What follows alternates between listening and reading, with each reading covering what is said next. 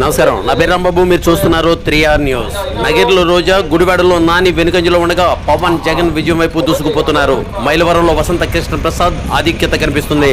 మంగళగిరిలో లోకేష్ కూడా ఆధిక్యతలో కనిపిస్తున్నారు.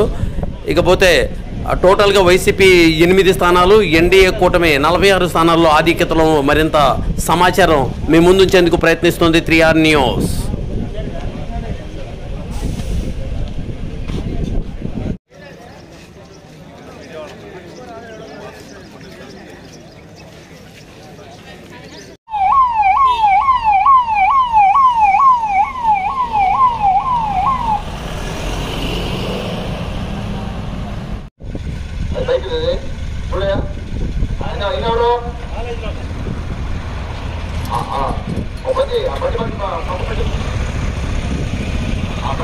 ఒకటి